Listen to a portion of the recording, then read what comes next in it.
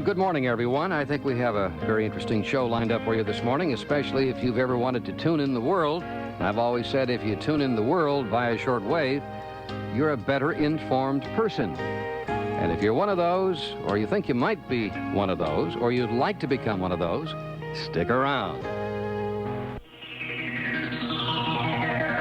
Vous écoutez RFI, Radio France Internationale. You're listening to Radio France International in Paris. You're listening to the news on Radio France International in Paris. And now here's George with a look at today's French newspapers. All of this morning's papers give front-page coverage to yesterday's government decision to modify the 1973 government borrowing called the Giscard Loan.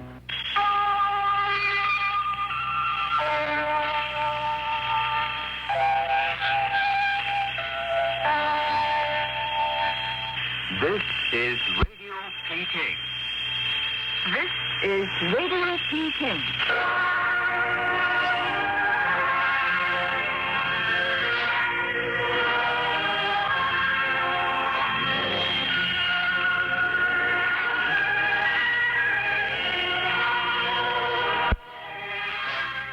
And that's about it for today. From Australian Newsreel, Lynn Grice saying, bye now.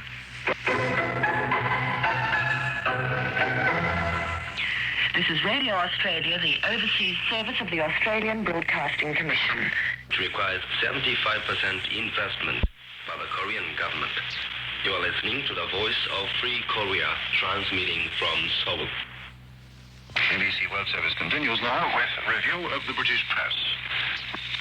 The mass arrests of anti-war demonstrators in Washington and the start of the Queen's Canadian tour make front-page news. The 40-member main group of a Chinese table tennis delegation has left Tokyo for home after competing in the World Championships held in Nagoya, central Japan, and touring various parts of the country. And that's the end of the news from Radio Japan. Your reporter was Y. Yoshioka. This news broadcast comes to you from Radio Sweden, and here now is today's review of Swedish editorial comment.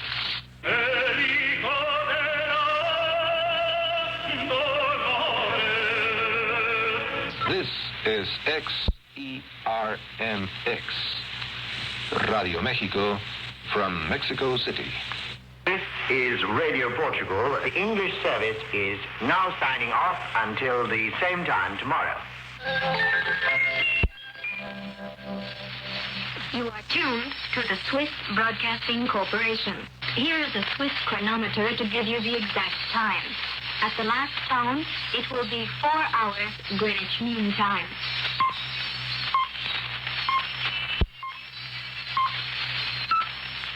Which came to you from the Voice of South Africa in Johannesburg. You can hear us again at 11 hours GMT in the 11, 13, 19, and 25 meter bands. Once alone in the Federal Republic of Germany, this could be the start of something big, and that is that you're listening to Radio Deutsche Welle, the voice of Germany, with its Tuesday evening broadcast to listeners in North America. This is Manila calling.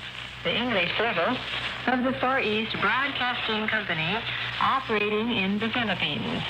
Their subject, Judeo-Christian relations since Vatican II. This is Vatican Radio.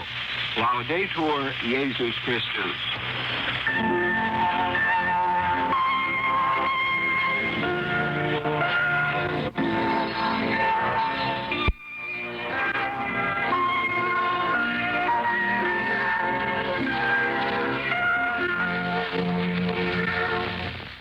Don't forget to write to us. Our address is the DX Party Line, care of radio station HCJB, Quito, Ecuador, South America. We'll be looking for that letter from you. We'll be glad to send you our latest card if you meet the requirements mentioned early in the program. A full-color general view showing scenes on the Galapagos Islands. And that the Vietnamese would never dare to reject our government's designs on their country by opposing our money and military power. Of course, some Americans profit greatly from a policy of war. Some Americans have an unnatural hate for communism, little concern for foreigners, and no understandings of political, economic, or social realities. That was a recorded message to the American people from 2 American pilots detained in North Vietnam.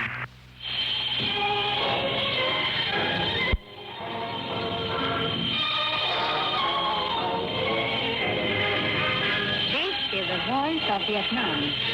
This is the Voice of Vietnam, broadcasting from Hanoi, capital of the Democratic Republic of Vietnam. The valorous Cambodian patriots are fighting to free their country from an invader and his hirelings. They're fighting for a peaceful, neutral, and democratic Cambodia. Their just cause will triumph. That commentary was contributed by our observer, Yuri Sultan. You are tuned to Radio Moscow. This is Radio Canada International, calling from Montreal. Ici à Radio Canada. This is Canada.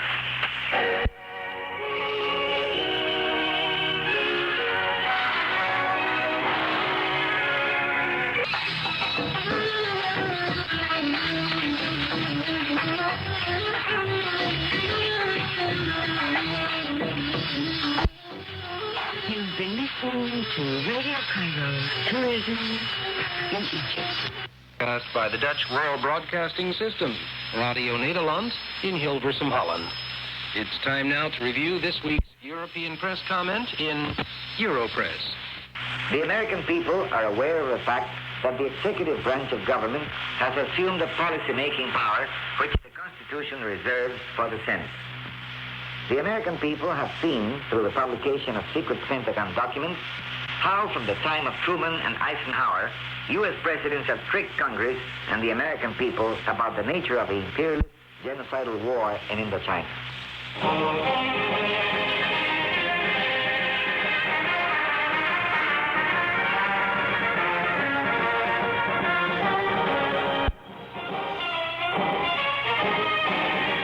This is Radio Havana, Cuba.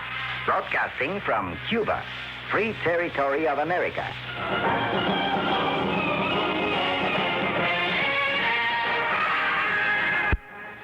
I just thought of something. What if somebody just tuned in the middle of that, in the middle of the night, and said, I'm going to tune in RB and see what's going on, and all of a sudden he's got the world. His mind has just been blown.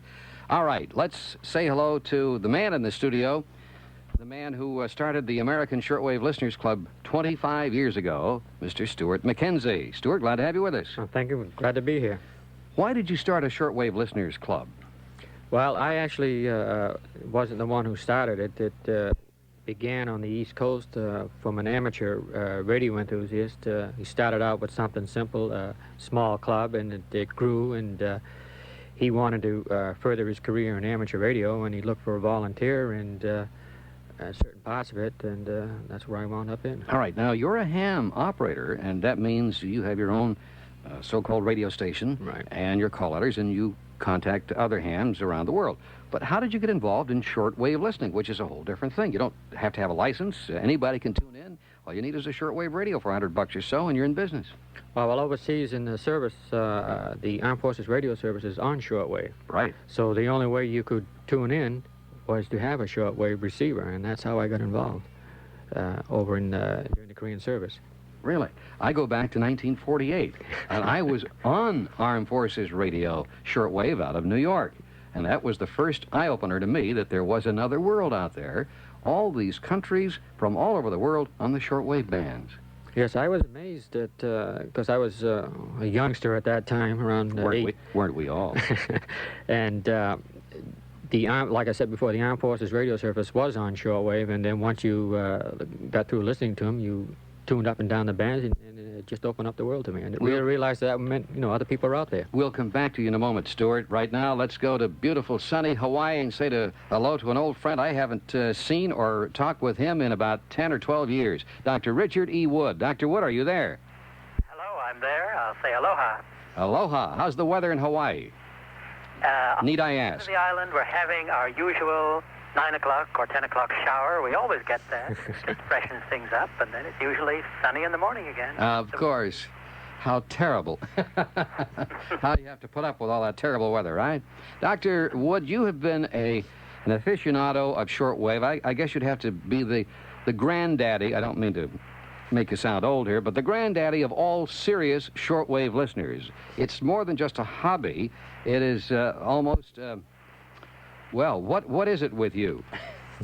Well, it's more or less my life, and I've been at it since 1957, and You can trace a lot of my moves, really, to the desire to DX from different locations, and perhaps even recently with my 2 years in Saudi Arabia to earn enough money so that I could come here to Hawaii and DX more or less full-time as I'm doing.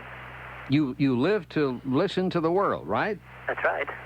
I remember that you first communicated with me about, 12 years ago or so, listening in Hawaii at that time to only the Los Angeles station, and you marveled at the quality of the Radio Moscow excerpts that I had used on the air, if I recall. That's right, and then I was a guest on your station when you were only on KABC. That's before you had the nationwide syndicated program, and it's nice to be back on again.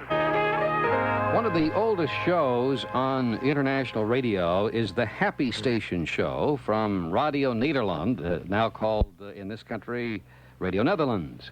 And I guess about 15 or 20 years ago, a very exuberant personality by the name of Tom Meyer took over from Edward Starts.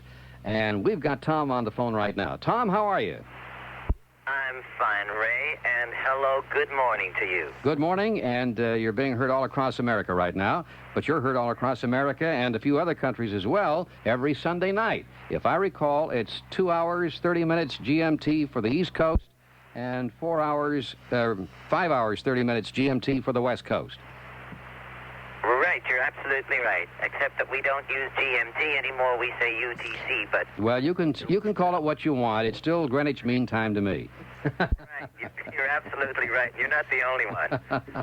And by the way, you said it's one of the oldest shows on shortwave. I'm happy to say it is the oldest show on shortwave. Hey, well, I thought that was true, but I always like to protect myself. Yeah, well, you're right, but, then I can do something about that. Very good. Tom Meyer, you have a great personality, and you speak something like 6 different languages. How many languages do you speak? Well, I always say 6 enough to go on the air in. And I'm always amazed at how fluent you are in all of the languages. Well, I think it's a matter, as it says in my biography that's being sent out by the station, it's a matter of not really being a human being. It's a matter of being really born a parrot. And I simply imitate. But I have to say, Ray, that it's true. It comes in very handy if you have a facility for languages like I have in this profession. And I never knew I could put it to such good use. But I'm happy that I found a profession where I can use this facility. Well, when I'm tuning the dial sometimes, I hear your Spanish transmission to Latin America. Mm-hmm. And, I don't understand Spanish, but it sounds good to me. Well, that's a compliment already, because even somebody who doesn't speak a language can often tell whether it sounds good or not. Well, Tom, maybe for the people who have never heard your show and who have never tuned in to an international shortwave station, why don't you tell our listeners what you do? Okay. I think we can safely call it the only real entertainment show that's left on the shortwave bands. I'm not saying that no other shortwave stations put out any entertainment anymore, but in the past, there used to be more entertainment to be found in the shortwaves than nowadays, because most of the emphasis, of course, lies on information and news. But the Happy Station show being the oldest shortwave show in the world, obviously Radio Netherlands doesn't want to do away with it just like that. And it is a full-time entertainment program, meaning that it lasts an entire transmission. Now, on other transmissions from Radio Netherlands, which, by the way, broadcasts in 9 languages daily, which isn't very much, I agree, if you look at biggies such as the BBC World Service or the Voice of America or Radio Australia. Radio Moscow. Well, yes, just to name a few.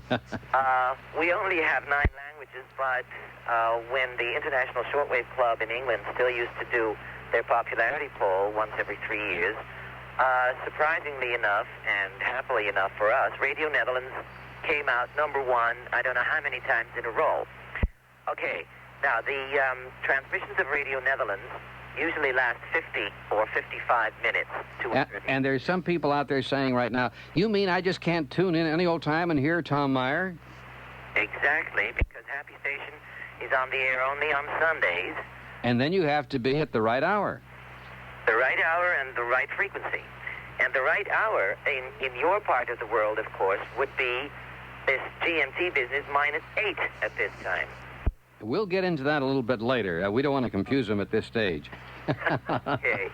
Well, the ordinary everyday transmissions of Radio Netherlands consist of news and information, etc., and then a certain topic. Well, that takes up to 55 minutes. One Happy Station show is the entire transmission of 55 minutes. But you do a lot of things. You play records. Sometimes you do big band shows.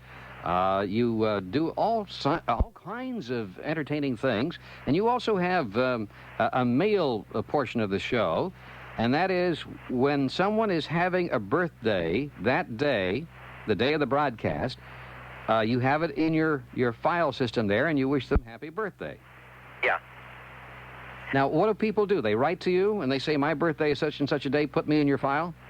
Exactly. They can ask for a registration form, and they become a registered listener of the Happy Station show, which not only means that we put them in our so-called birthday book, and they get their birthday congratulations as soon as their birthday comes along on a Sunday, or in leap years also on a Monday. It means they also get our end-of-the-year surprise, which usually is a calendar.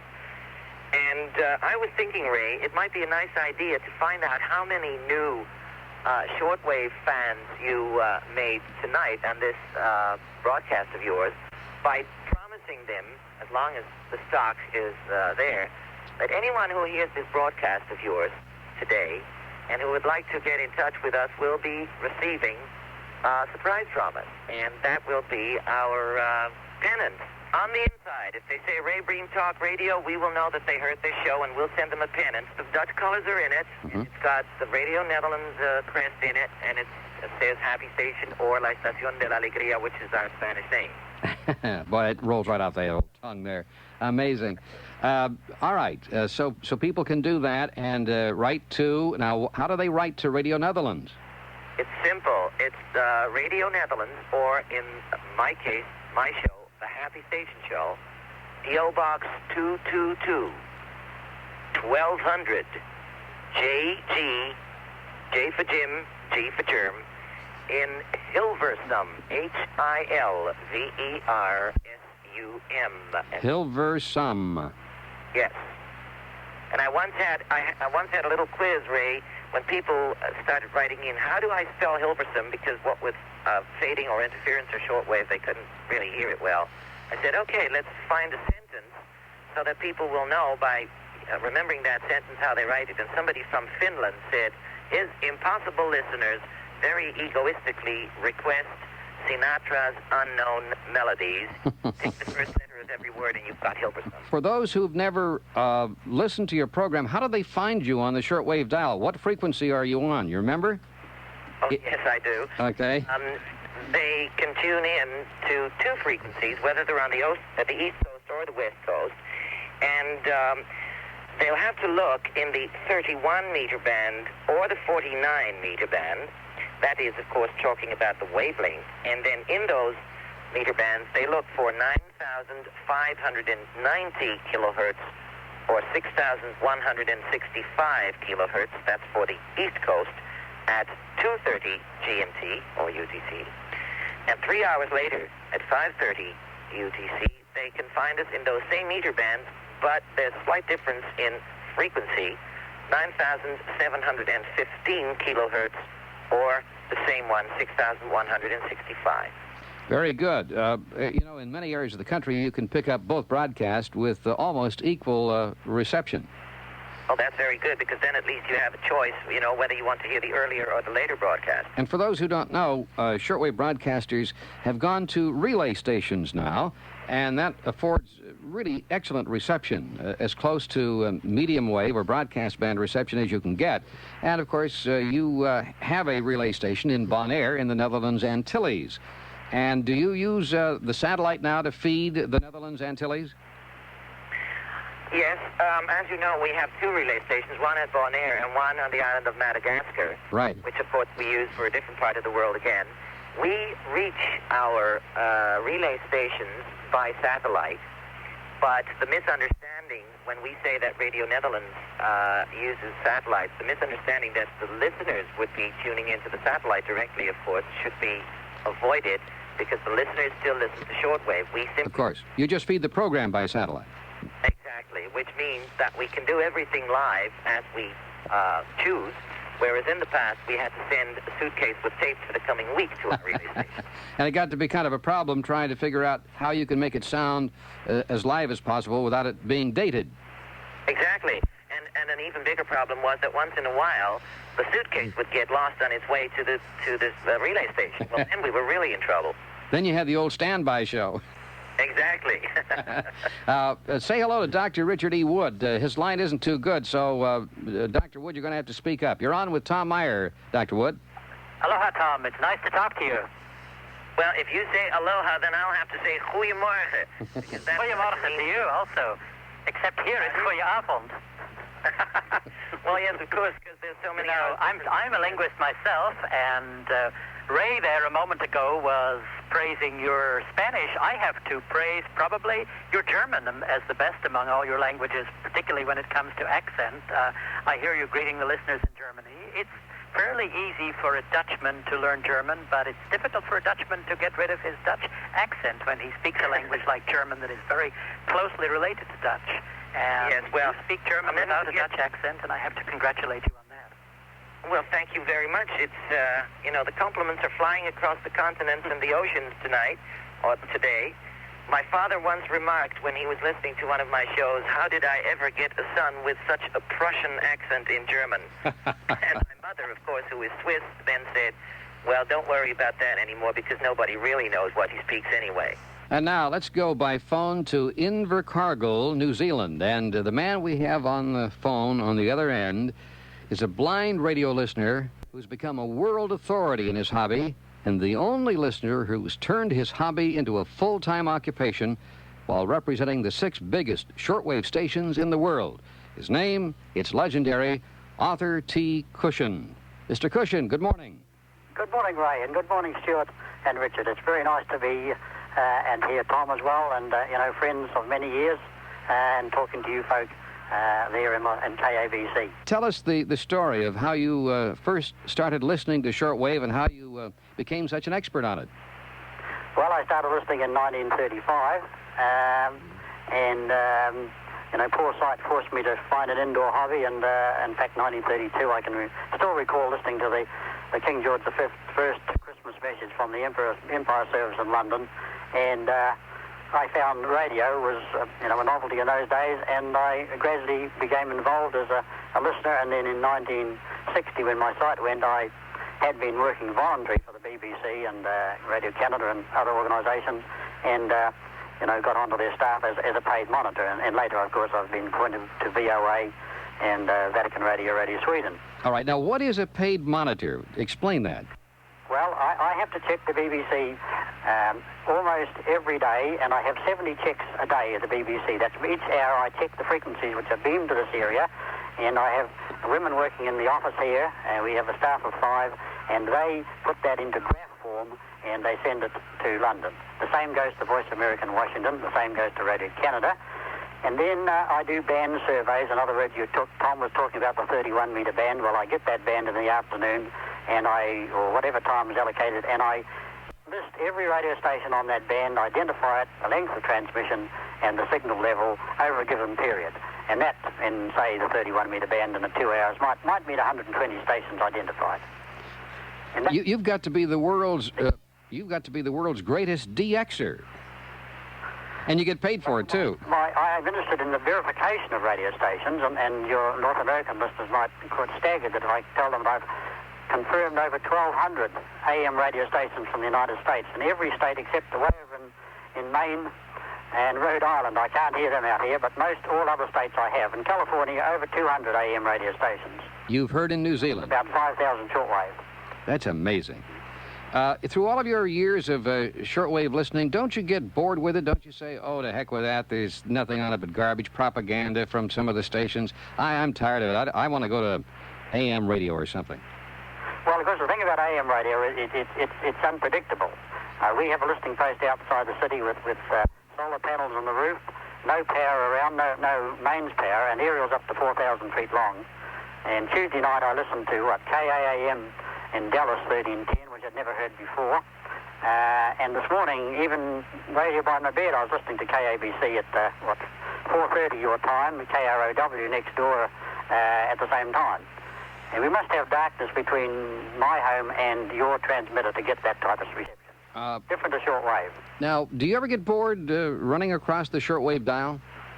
No, I find when you get into this sort of situation, you find new stations because it's just like, the houses in your street. There's someone there that shouldn't be there. And the challenge is to puzzle it out and find out what that station really is. And that's, I think, the unpredictableness of the hobby, and getting the verifications back in the mail is a big thrill because, they don't always confirm, particularly South Americans, and to get some good South Americans back, particularly low-powered ones, is the final conquest of that station. Arthur, what are the, let's put it this way, well-listened to or the easiest to listen to rather new stations that have gone on the air in the past 4 or 5 years that you think ought to be mentioned?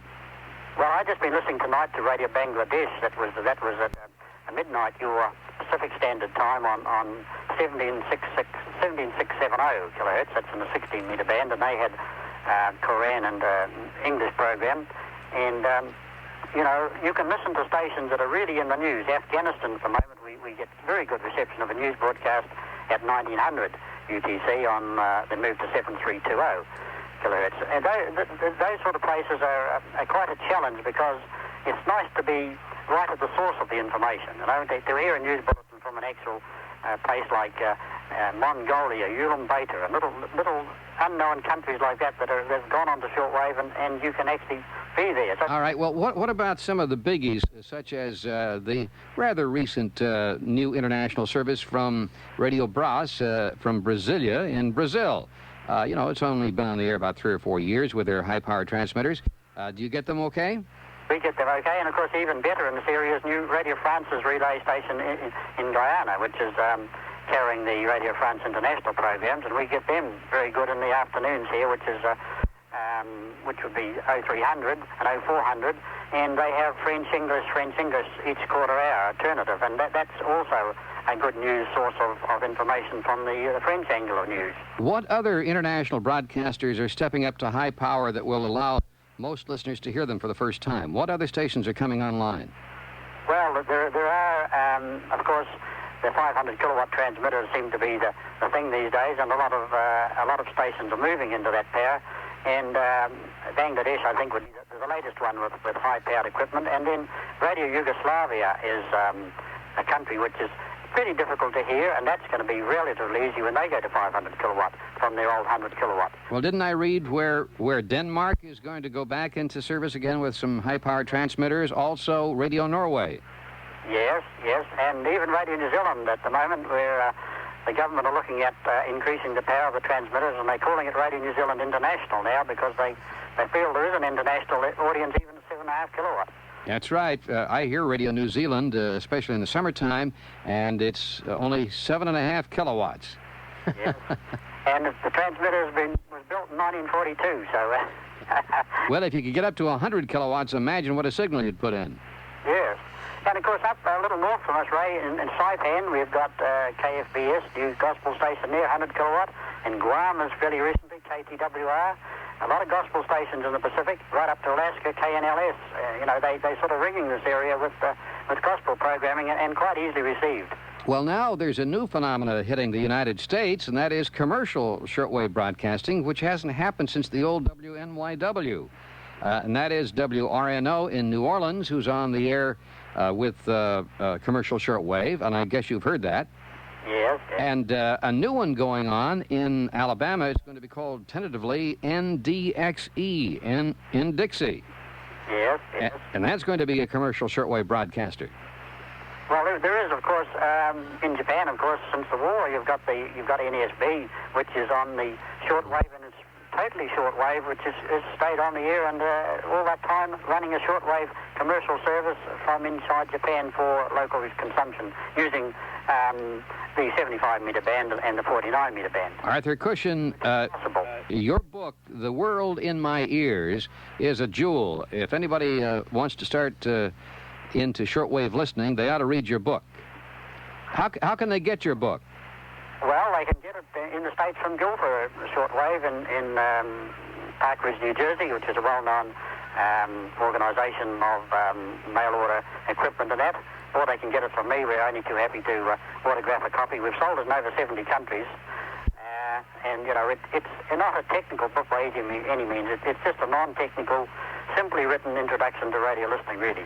For those who think that they might want to just, you know, invest $100 or so and get into shortwave listening, what would you recommend to them?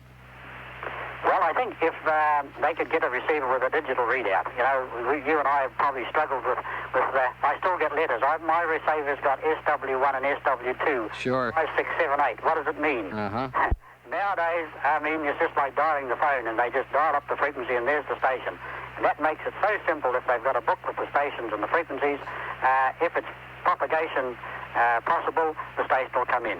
So that's the simplest way. And to look for a digital readout receiver, there's plenty of quite reasonable ones. I don't know the American market, but we've got DR31 here, which would be a national brand, it's a very popular one, and this is in the lower priced receiver market, and that sort of thing proves very, very well. Well, Arthur Cushion, I appreciate your taking the time to talk with us on our program here this morning. And the next time that you're in the States, I hope you'll drop by, okay? Yes, and thanks for the talk, and could I just say my good wishes to Stuart there and to Richard. And well, say hello to Stuart. We have about a minute here. Okay. Seemed a long time since we met out at August Belby's place. Right. It's been quite some time, and I hope the next time you're in the area, you know, we'll get a chance to get together again. And while we're at it, you can say goodbye to Dr. Wood in Hawaii. Go ahead, Dr. Wood. Hello, Arthur. From one Pacific resident to another, it's real nice to talk to you. Yes, and greetings from all the member clubs out here of the South Pacific Association of Radio Clubs. We've got a group of clubs out here that are very keen in the North American scene and only too pleased to cooperate with you folk over there. Arthur Cushion, thank you very much for being with us. That's good. Goodbye. To your listeners. Ta-da. He's really a giant, along with the other people we've had so far, and Dr. Wood on the line. Dr. Wood, what would you recommend to someone who wants to tune in the shortwave bands for the first time?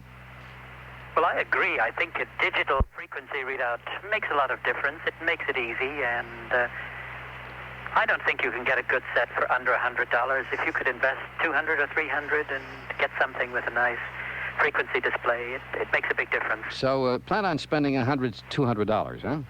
Yes. All right. Well, hold on, if you will. In the studio, Stuart McKenzie of the American Shortwave Listeners Club. On the phone in Hawaii, we've got Dr. Richard E. Wood. Okay, let's take a call. Hello, Steve. You're on Talk Radio, and you're on with, in the studio, Stuart McKenzie, and on the phone in Hawaii, Dr. Richard E. Wood. Go ahead. Well, I'd like to say hello to Stuart and to Richard, and also to you, Ray. Thank you. I've been a shortwave listener on and off since 1967. I dropped out of the hobby in the early 70s and went into the Navy.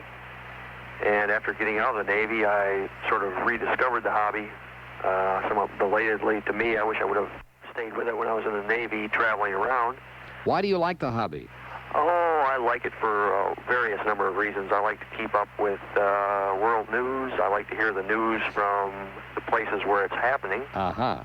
And I also like the thrill of hearing and getting verifications back from different foreign countries. That's something we really haven't talked about, but almost all of the international shortwave broadcasters at times will send out a QSL card, and some of them are very, very beautiful.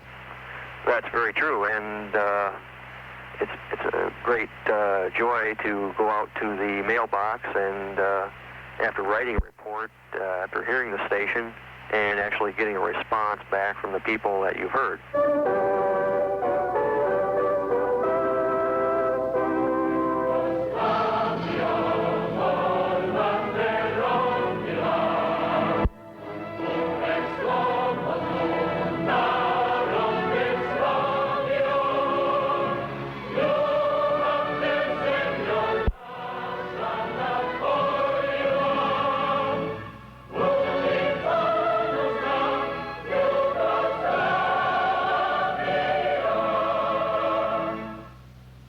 This is Yugoslavia, Radio Belgrade calling.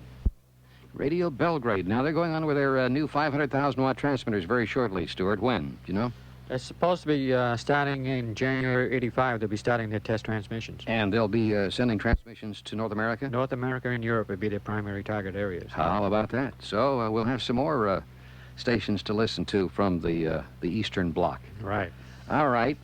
We have Richard E. Wood on the phone from Hawaii. And now let's say hello to a man who has made shortwave not only his hobby, but his passion, I guess you could say. We have Glenn Hauser on the phone, who publishes Review of International Broadcasting. Glenn, good morning. Good morning, Ray. How's everything in Florida? Just fine. Well, you can fight it out with Richard Wood in Hawaii. I don't know who's going to win. Well, I think we have a wonderful climate here, too. I know you do. Review of International Broadcasting. You've been publishing this for shortwave listeners, and it's more than just a DX guide as such. You have a lot of information in it. You've been publishing Review of International Broadcasting how long? Almost 9 years now. And so for $1.50 a month, which is you issue it, what, once a month? Yes. You get all the latest on what's happening in the world of shortwave. Right. Unlike most other publications dealing with shortwave, the Review of International Broadcasting concentrates on programming, and we encourage people to express their opinions about what they hear. And we always try to keep up with the latest developments. Frequencies change, and to be able to listen to shortwave, you have to have the latest information. You just can't always go to the same place on the dial like you do on medium wave. That's right. If someone who is listening for the first time wanted to contact you, how do they write you? I have a long box number. It's box 490756. 490756. Fort Lauderdale, Florida, 33349. Fort Lauderdale, Florida, 33349. And it's Glenn Hauser, Hauser. Right. Glenn, what do you think you would tell someone who is, a little interested in what they're hearing right now, but have never, ever tuned in to an international broadcaster, but their interest is a little piqued at the moment? Well, I think they should follow through. Listening to domestic radio certainly has its merits, but once you listen to shortwave, you will find that your perspectives are widened. You'll find that there are other points of view which may be valid, or even if you do not agree with them, it's a very good idea to know what other countries are saying. So, as some of the other guests have suggested, I would think it would be a good idea to try to find a shortwave radio, not too expensive, but preferably with digital readout, and give it a try. Well, you can do it at certain times in international affairs, and honestly, you'll hear things like you've never heard before. During the Falklands War, as a good example, some of the only news that you could really honestly get out of the whole mess was on the shortwave bands, as you well know. Right. During the situation in Central America right now, you can tune in the voice of the Sandinista Revolution, the voice of Nicaragua, and hear what they're saying. You can certainly hear what Moscow's saying. They've been saying it all these years now. But during the Vietnam War, you could tune in Radio Hanoi. Or during the Pueblo crisis, I tuned in Radio Pyongyang and heard the voice of Commander Booker, along with many others in the crew of the Pueblo, as they were making their so-called confession statements. Now listen carefully.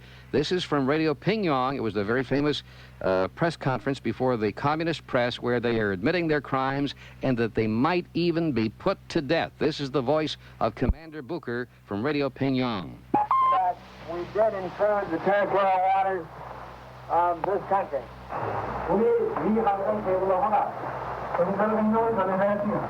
Secondly, we did sincerely apologize for our crimes and have asked for leniency.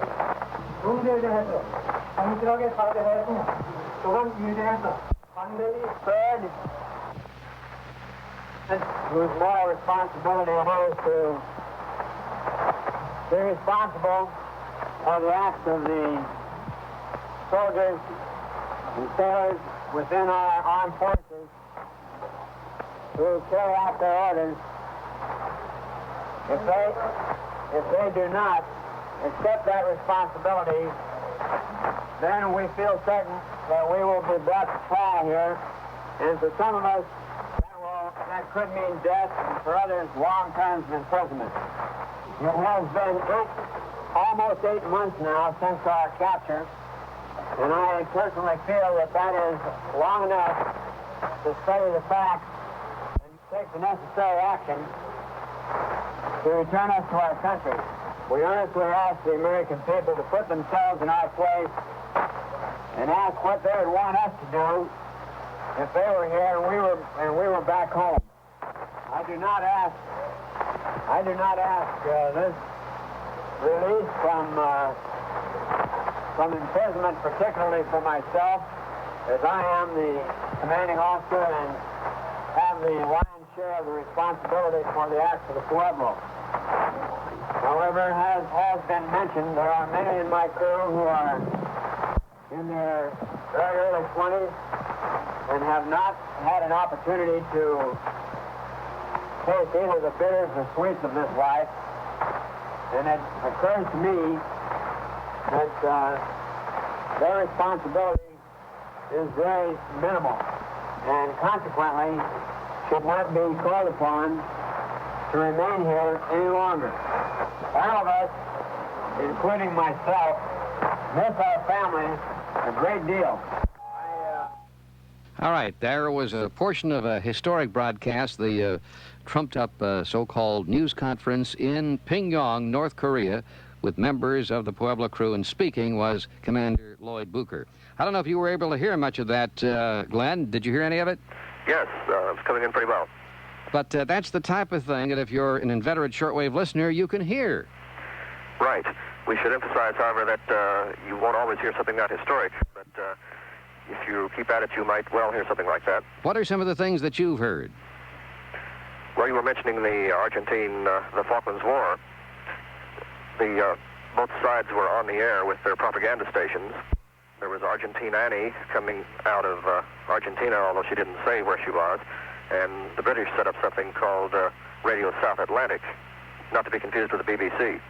So they were throwing their charges back and forth and trying to demoralize the other side. Well, Glenn, we're going to have to take a break here. I wanted to get you on the program, and thanks for being with us. And if you're ever around, I hope we can get you in the studio sometime, all right? I'd enjoy that. Thank you very much. Glenn Hauser, who, of course, publishes the Review of International Broadcasting. He's headquartered in Fort Lauderdale, Florida. And let's ask Dr. Richard E. Wood in Hawaii some of the important broadcasts that he feels that he's heard throughout his life. Dr. Wood, what would you say were some of the broadcasts that were notable?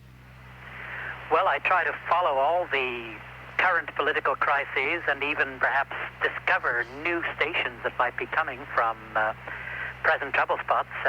Right at the moment, for example, here in the Pacific, we have a very violent trouble spot developing in New Caledonia, the French territory, which is located to the northeast of Australia. As you may have heard about the violence there recently, the Kanak Liberation Front, the Socialist Liberation Front there, and the killings and ambushes between the dark-skinned Kanak revolutionaries and the French settlers there, a kind of Algerian situation, repetition of what the French had to put up with in Algeria about 20 years ago.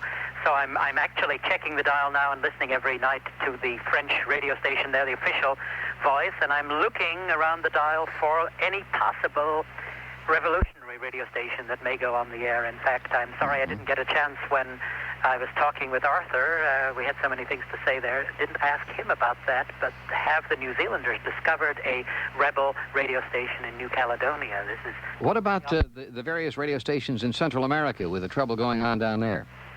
Right, I listen to those also. There's both the clandestine stations and the official government stations, Radio Sandino, which has been mentioned, and various Cuban exile groups operating a number of transmitters toward Cuba, and also in favor of the Contras, the anti-Sandinista movement in Nicaragua. Those are all quite well audible here. There isn't much jamming, and they can be loudly heard. They're quite close to the doorstep of the United States. Good reception and convenient evening listening hours. One of the stations that's very difficult to get clearly in North America, that you can get in Hawaii, I know because I've done it there, is All India Radio. Yes. It was very interesting and rather tragic, of course, to listen to the news of the assassination of Mrs. Gandhi just a few weeks ago, and then the morning music, the commercial service. I get that very well. It didn't have any commercials, and they didn't have the pop music and so-called film music, that is light Indian music, anymore. It was just morning-type chants from the Hindu. So you know something was happening there. Huh? Yes, I get India very loudly, even during the day. I would say 12 hours a day or more I can get India here. I know. And also, but India is particularly good. The DXing in Hawaii is sensational. It is, really. An interesting thing is I had a DXer here from California. Chuck Benke from the San Francisco area visited me recently, and he said, you're further away from Europe than we are in California, and yet your European reception is better in Hawaii than it is in California. Because it doesn't have to go over the auroral zone. That's what it is. I have already heard, I've only been here on the Big Island for about 4 months, and I've already heard 6 European countries on the AM, the standard broadcast band, the medium wave band. Isn't that something? Norway, right up there in northern Europe. That's amazing. On the dot. That's amazing. All right, we're going to ask Stuart McKenzie, what are some of the events that you've heard that are notable and that the ordinary radio listener or television watcher would never, ever hear or see? Back several years ago when the Czechoslovakia was having problems with the Russians, the freedom fighters had portable transmitters set up, and the Californians were the first ones to hear that. We heard the Falkland Islands war that was going on, the Pueblo event, the daily broadcast that came over, and we were able to tape stuff like that. The most excited one that I was able to hear was the Friendship 7 spaceships. They were on shortwave at that time with their relay stations around the world. We were able to hear conversations between Texas and the satellite. Well, it's always served me well in the broadcasting business because, well, let's take during the Vietnam War. I mean, they were broadcasting a lot of the statements from some of the prisoners, a very few of them that were cooperating with them, as you know. But then came some of the entourages that went to Hanoi, and we were debating at the time. I had a lot of callers saying, well, how do you know that Jane Fonda is making propaganda broadcasts for Hanoi? And that's a good question. So I said, I'll tell you what. I'll go home and I'll listen, and if I hear anything, I'll record it and play it on the air. Next morning, there was Jane Fonda. I recorded it, and I played it on the air. And she was broadcasting supposedly from the dikes that we had bombed and flooding the paddy fields and so forth. So it's a fascinating thing to be able to listen to the world. Why don't you think more people are doing that? I think here in the United States, the people have been brought up or educated, you might say, that domestic-oriented radio. And the receivers built during the past years at that time did not contain your typical shortwave bands. It took the Japanese invasion of the transistor radios to change all that.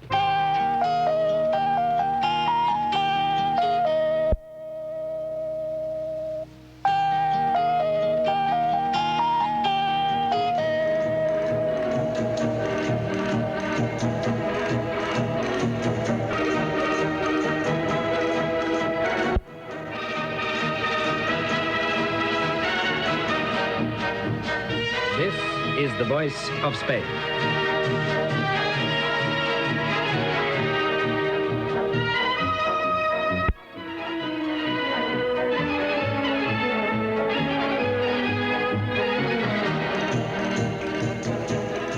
Good evening, America. This is the voice of Spain, broadcasting from the Spanish National Radio in Madrid. There's one of my favorite stations. I really like Radio Madrid, Radio Spain. And it comes in the summertime especially, very, very well. Very good, and the music, as you just heard, is sensational. It's one of my favorite stations. Now let's go to Invercargill, New Zealand, and say hello to another renowned DXer. I think all renowned DXers are in Invercargill, New Zealand. Laurie Boyer. Good morning, Laurie. How are you? How's America? I'd like to start off by wishing all the people I know in America and the ones I don't know a very Merry Christmas and a prosperous New Year. Well, thank you, Laurie. All right, what should we know about your DX career? Well, I always wanted to travel to America. I was always very interested in American history, American places, and I started off as a youngster about 18, and but couldn't see any possible way I could ever travel to America, so the very best thing to do was to try and listen to their stations. I got involved that way. And I really enjoyed the hobby over the years, and you meet a lot of very, very nice people involved in it. Now, in your DXing, you, of course, listen to international shortwave broadcasters as well. Yes, that's right. What's your favorite international broadcaster? Well, I do like Radio Canada. Radio Australia is pretty good. Quite often listen to the Voice of America. It's all pretty good. I think one of the best things I've ever been able to do in my life was when the Korean War was on. We were sitting in New Zealand, and every night Radio Peking would come on, and they were sometimes very hard to hear, but all over New Zealand, groups of us got together, and we'd get prisoner of war messages, their numbers, their next of kin, and then we'd piece them all together and let the next of kin in America know that their son was alive and well and was talking from Radio Peking. I think that's probably one of the highlights of DXing, to be able to do something like that, to let people know. Quite often it was the first news they'd ever heard. They didn't know whether their son was alive or not, and we were able to tell them from here. I really enjoyed that part of it. A real service. I think so, yeah. Would you hold on, please? My guest in the studio is Stuart McKenzie. We have Dr. Richard E. Wood on the phone from Hawaii, and speaking from Invercargill, New Zealand, we've got Laurie Boyer. Richard Wood is listening there in Hawaii, so say hello to Dr. Richard E. Wood. Hello, Dr. Wood. How are you? I'm fine, Laurie, and I'd like to just ask that question. Have the New Zealand DXers discovered an opposition radio station in New Caledonia? I haven't heard myself.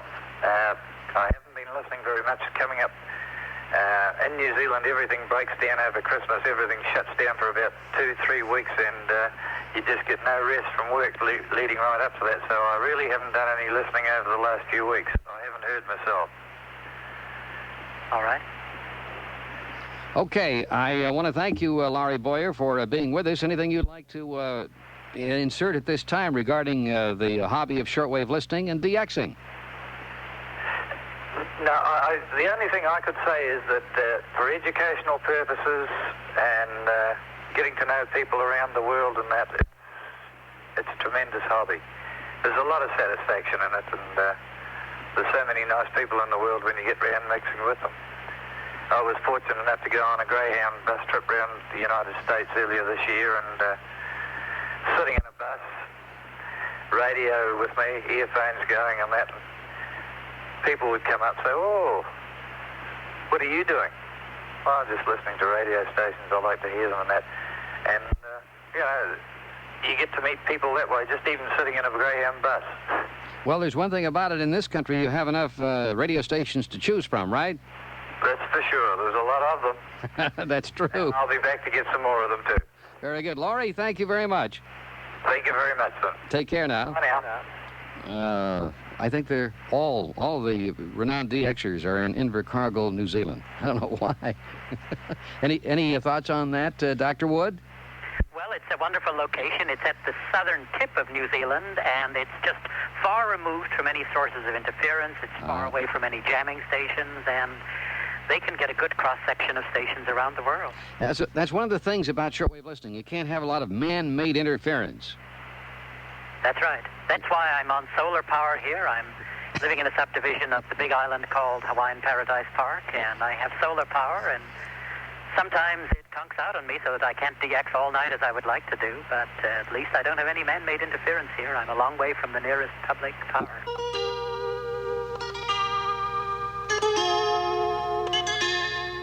This is Radio Finland calling.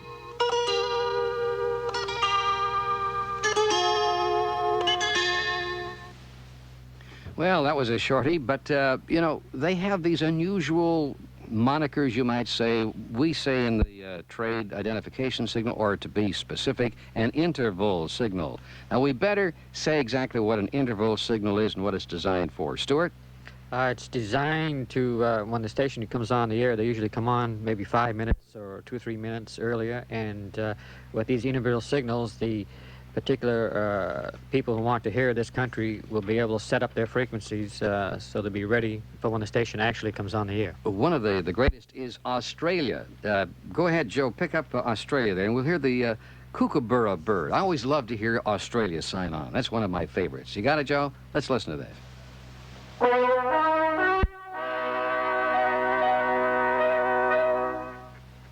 Oh, this is Austria, not Australia. We'll listen to this. Österreich auf Kurzwelle.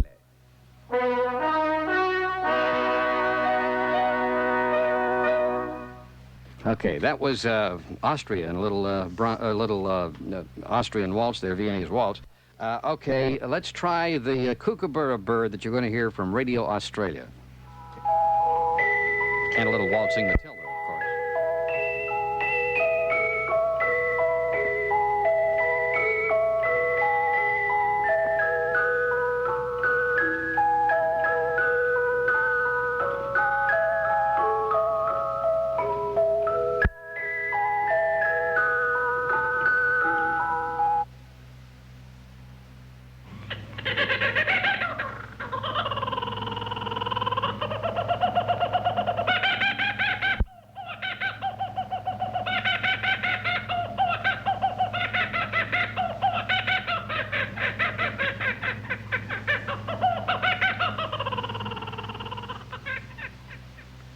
What a bird.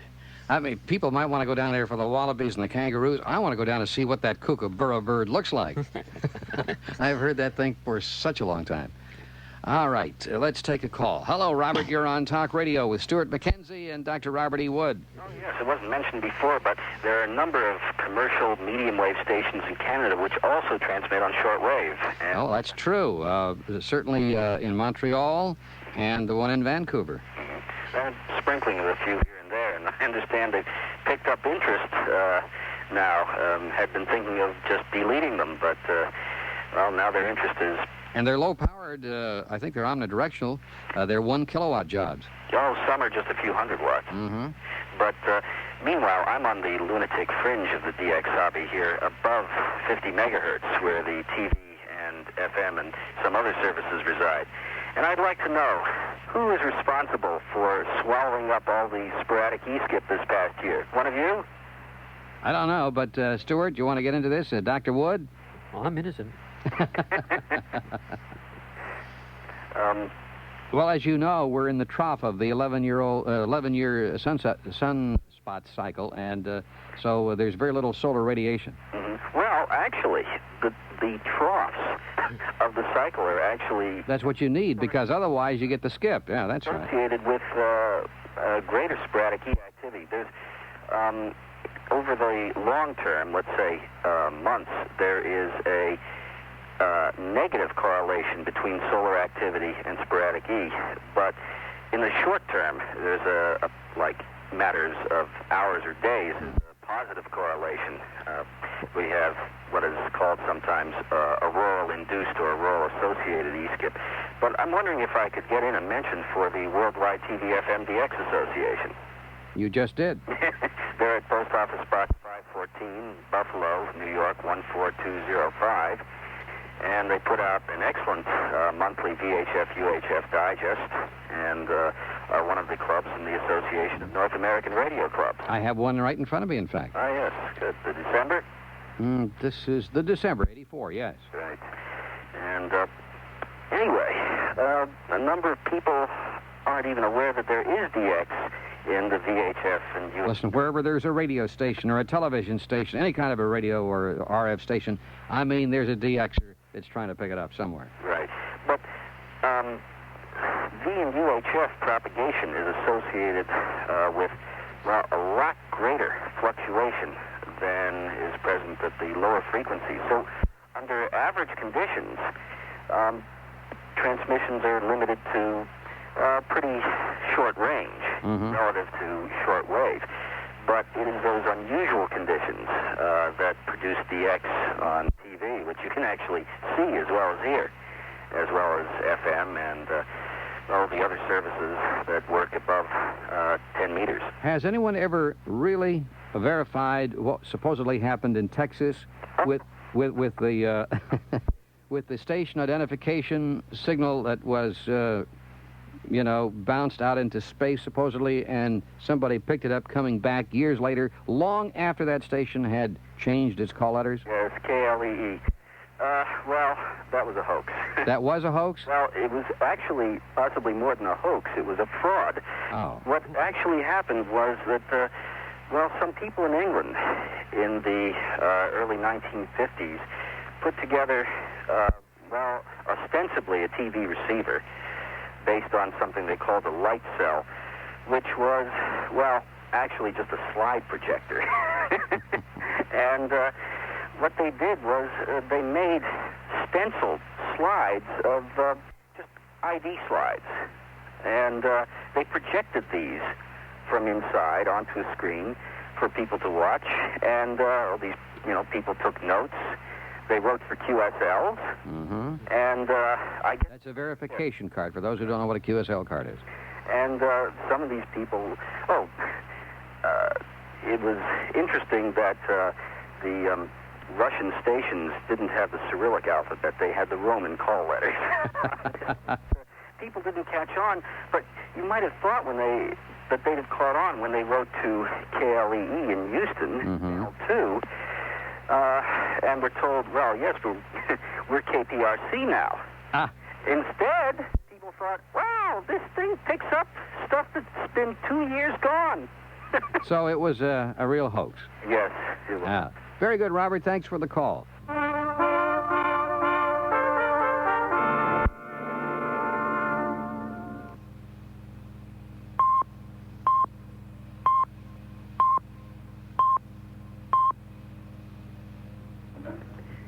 You are tuned to Israel, broadcasting from Jerusalem.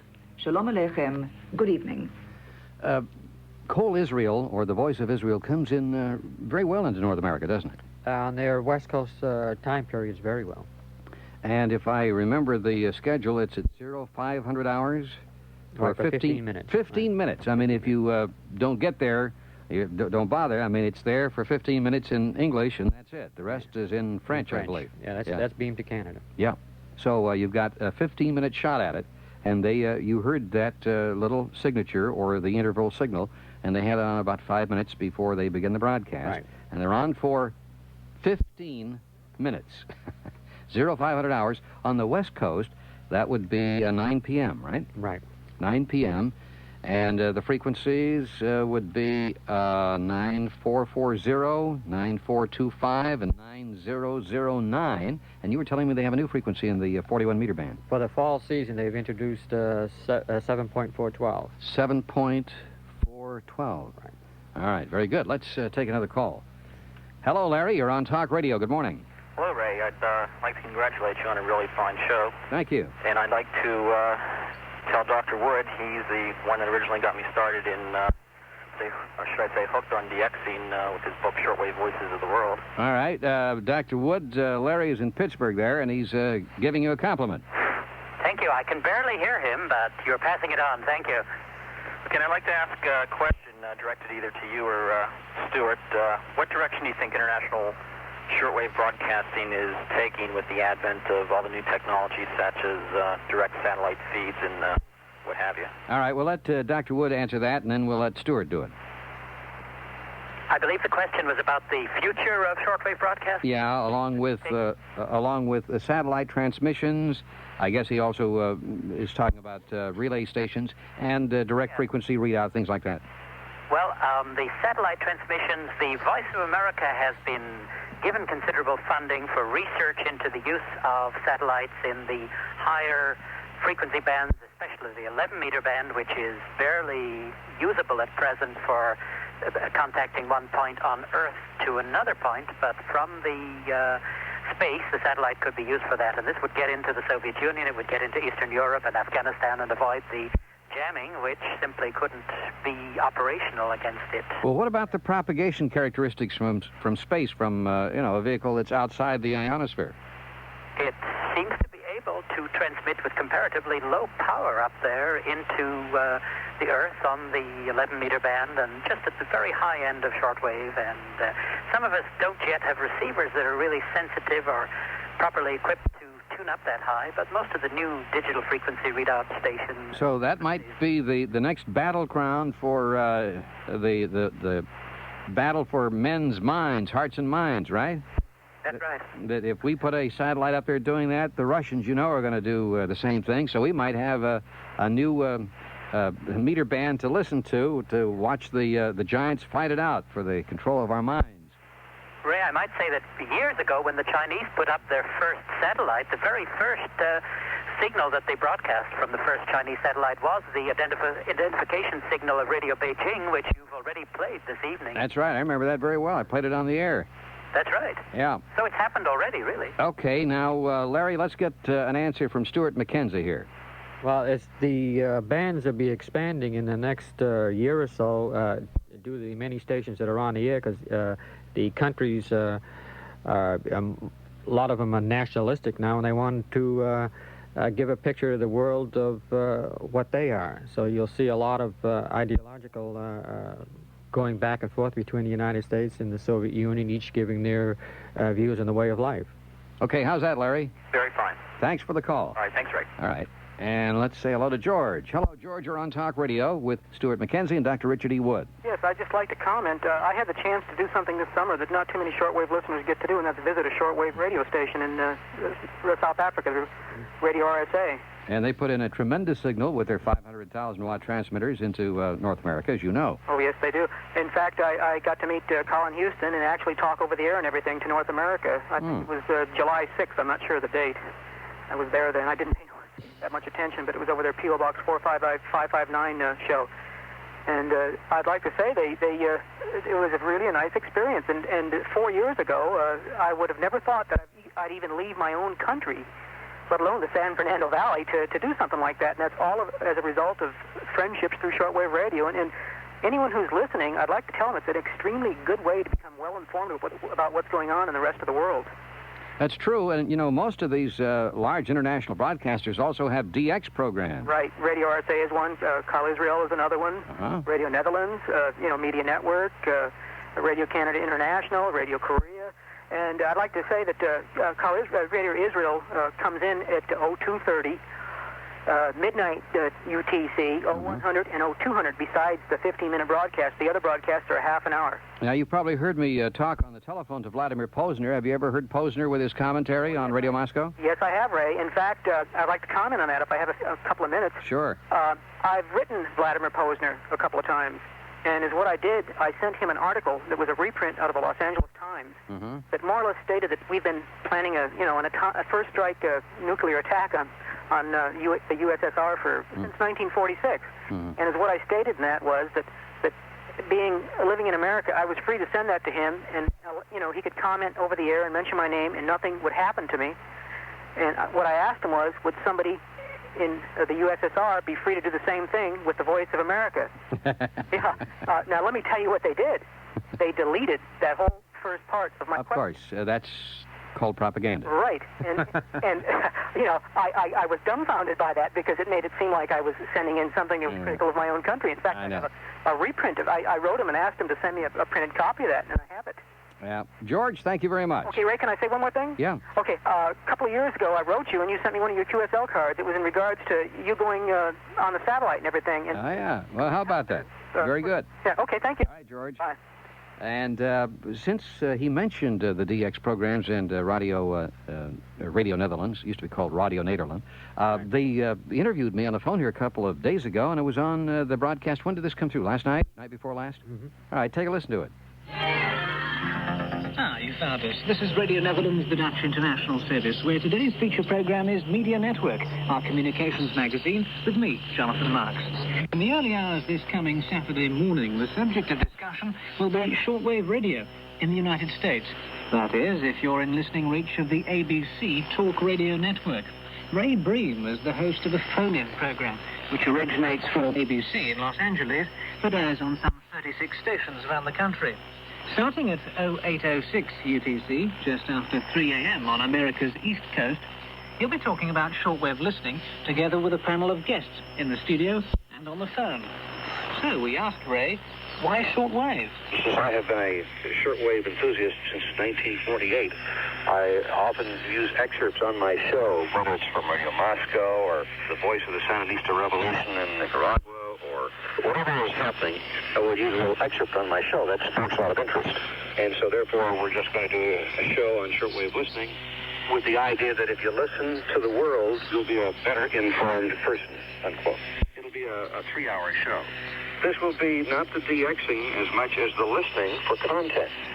Certainly the DX part will come into it. Don't get me wrong. But today, it's not just to say that you've heard some far-off station somewhere, but what have you heard? What is it that you've heard? If you listen to these shortwave stations, you'll hear news that you won't hear domestically. All right, that was recorded a couple of nights ago, Stuart. You did that off of Radio Netherlands. Right. Thank you very much. I was out of the house. I didn't hear it. Yeah, this is from the Bonaire. Yeah. Of course, their relay station there in the Netherlands Antilles.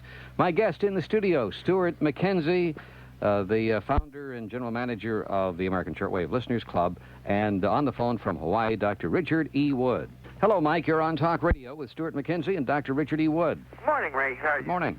Well, I started out, in the shortwave not too long ago, but so far I have 4 verification cards, one from West and East Germany, and Australia, and South Korea, and I really enjoy listening to shortwave all the time.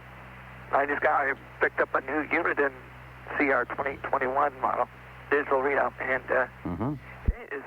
it's fascinating to listen to, excuse the French, baloney from Russia. Like my friend told me, when you're listening to Radio Moscow, I get my daily baloney. And then I can always tune to Radio Australia all the time. And they got the best signals out of everything. Yeah, well, they've got good propagation, of course, by being where they are. They don't have to go around any auroral zone. Oh, yeah, but Radio Russia, though, it sounds like, I don't know, Moscow sometimes has that woodpecker noise in there with them. And I can always tell when that woodpecker comes on, or a certain person comes on there. Mm-hmm. And what do you think your favorite international station is? Well, it has to be the BBC radio. Yeah, if you want news, you've got to tune in the BBC. They've got so many great programs. Voices in the news, they have, or Radio Newsreel, I guess it's called. They have The World Today, which I was listening to about Cyprus, I think it was yesterday. And they have, of course, Letter from America with Alistair Cook. Right. I hear that on Saturday evenings, and it's just a great broadcast service. If you want to know what's happening in the world, they've got the greatest news service anywhere.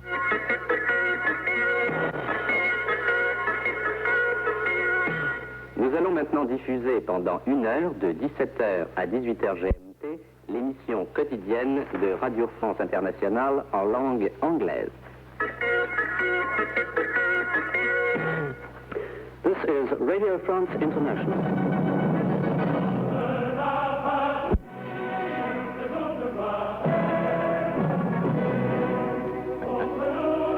I kind of like their national anthem.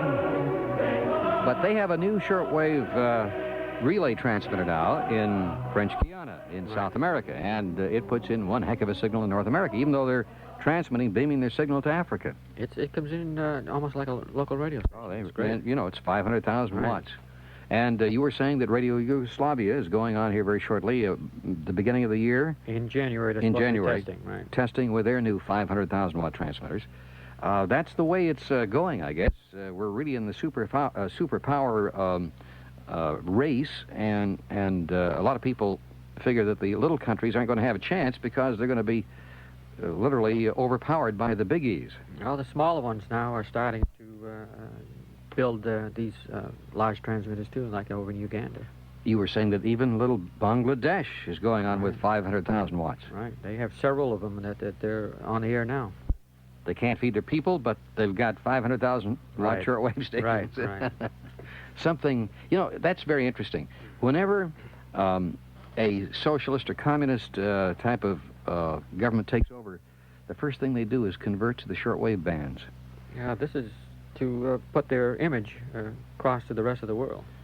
So many countries only had, domestic, local type medium wave stations, but the first thing they do is put those powerful international shortwave stations on the air. That's the way, the governments of this type, they want to put their image across. So this is the direction that they go in now. Dr. Wood, you must have some thoughts on that. How do you feel about the superpower race? Happy about it, as it does tend to crowd the bands, but there is one thing you might say. Some of the smaller countries are piggybacking in on the bigger ones, and for an example, Radio Japan is building a relay station in Panama, or at least they're negotiating to build it, and they have a clause in there that the Panamanians will have access to that transmitter, and they'll produce international programming from Panama, a country which simply has not been active on the shortwave broadcast bands at all in recent years. So and Japan has an agreement, too, in Western Europe, do they not? That's right. Japan has a relay in Portugal, and they have a very powerful and quite well-heard relay in Gabon, the oil-rich country of West Africa. So Japan is beginning to develop a worldwide relay network, sometimes not wholly owned by the Japanese, but buying time on commercial shortwave stations which are available to more or less all comers. On the 49-meter band, I've also heard, quite obviously, a relay of Taiwan. They must be buying time from some station in the Caribbean. What station is that? Not a buying arrangement, it's a swap, it's a trade-off. You see, the religious broadcaster Trans World Radio, TWR, which is headquartered in Chatham, New Jersey, they have a number of transmitters around the world which they own, but in addition to that, they wanted to get their signal into India, and so they had a relay arrangement with the Voice of Free China from Taiwan, carry the programs of this American Christian relay station over there to listeners in India, and also in Chinese to the mainland of China. And on the other hand, they carry them over WYFR in Okeechobee, Florida. Ah, so that's it. Trade-off. So it's a trade-off, a swap. Mm-hmm. Very interesting. All right, let's... booklet on that. You did? I just got a booklet on that showing the people from WYFR who went over to the Voice of Free China, visited that studio, inspected the transmitters, and they signed an agreement there on the spot to do the relay. Then they put the relay on the air, and they went into the People's Republic of China, and they took their portable radios. These were American Christian missionaries who actually went into the People's Republic of China, took their radios in there, and listened to find out for themselves whether that broadcast was coming in from Taiwan, and they satisfied themselves then. Very interesting. All right, Dr. Wood, we're going to now take another phone call. This time we're going to Montreal, Canada, and say hello to Mr. Ian McFarland, who does a DX program on Radio Canada International. Ian, good morning. Good morning, Ray. How are you? Fine. How are things in Montreal? A little snowy. We had a little snow overnight, I'm unhappy to say. Yeah, but it's nice this time of year. You're going to have a little snow for the Christmas season? Oh, yes. It's going to get everybody into a Christmas mood, I think, and get them into the stores. That's the way it should be. Yes, indeed. If it ever snowed in Hawaii, it would be disaster. It certainly would. A white Christmas is very nice. Tell us about your DX program, and how old is it? Well, it started in 1977, actually, after a hiatus of about 2 years. The old Radio Canada Shortwave Club, which I'm sure Richard Wood will remember, along with all your listeners that have been listening to shortwave for quite a few years. That went on the air in 1962, and of course it was probably the most popular program on what was then the international service of the CBC. What kind of mail do you get from listeners around the world? Well, we get all sorts of mail. Of course, like most stations, I think the bulk of the mail is requests for program schedules, but we get a lot of mail from listeners who are new to shortwave and don't really know very much about it, and that's the main reason that we started that new feature that we started recently, I guess about a couple of months ago, the Newcomer's Corner, just to give people a little basic information that they might not be able to get elsewhere. Radio Canada International is one of my favorite stations. Well, we're certainly glad to hear that, Ray. I've been listening to you this morning on WABC. It's a little fuzzy right now, but it's coming in not too badly. Well, good.